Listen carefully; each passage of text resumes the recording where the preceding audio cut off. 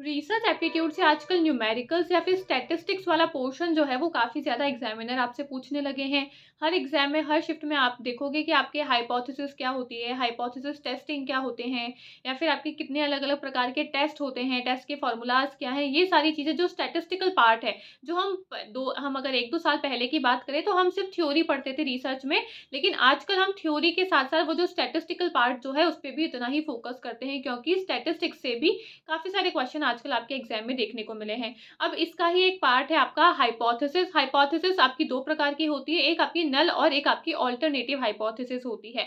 अब आज का जो टॉपिक है इस थंबनेल का, ये जो वीडियो है इसका टॉपिक है टाइप्स ऑफ एरर। हम टाइप्स ऑफ एरर को समझेंगे, लेकिन उससे पहले हम हाइपोथेसिस को समझते हैं कि नल और अल्टरनेटिव हाइपोथेसिस होती क्या है। एक आपकी हाइपोथेसिस होती है अल्टरनेटिव हाइपोथेसिस, जो ये कहती है कि आपके जो रिसर्च आप जो कर रहे हो उसमें जो आपने चरों का इस्तेमाल किया है, वेरिएबल्स का इस्तेमाल किया है, उन दोनों में कुछ ना कुछ संबंध है। अब वो संबंध अच्छा है या फिर बुरा है, यानी कि पॉजिटिव है या नेगेटिव है, वो अलग बात है, लेकिन दोनों चरों में कोई ना कोई संबंध बताती है अल्टरनेटिव हाइपोथेसिस। एक होती है आपकी नल हाइपोथेसिस, जो ये कहती है कि दोनों चरों में कोई भी संबंध ही नहीं है। ठीक है, तो ये अल्टरनेटिव और नल हाइपोथेसिस आई होप आपको समझ में आ गई होगी। अब हम करते हैं, इसमें ही आपका टाइप्स ऑफ एरर का टॉपिक आता है। जब आपकी नल हाइपोथेसिस का जो रिजल्ट निकल के आता है, अगर आप उसके अनुसार काम नहीं करते हो तो आपकी रिसर्च में एरर माना जाता है। और ये 2 प्रकार के एरर होते हैं।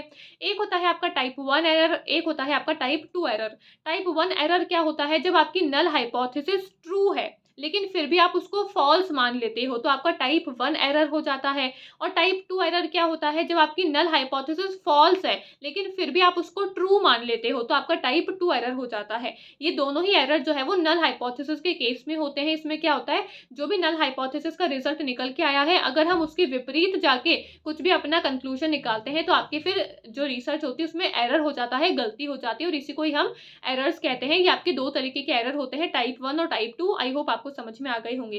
अब आप अगर यूजीसी नेट दिसंबर की तैयारी कर रहे हो, आप अगर अफोर्डेबल प्राइस में बेस्ट कोर्सेज को सर्च कर रहे हो, तो आप गूगल प्ले स्टोर से एजुनिथन के एप्लीकेशन को डाउनलोड कर सकते हो। हमारे पास में काफ़ी सारे कोर्सेज अवेलेबल है। हमारा कॉन्टैक्ट नंबर मैं यहाँ पे मेंशन कर दूंगी, उस नंबर के थ्रू आप हमारे साथ में कॉल या व्हाट्सएप पे कनेक्ट भी कर सकते हो। ठीक है, थैंक यू।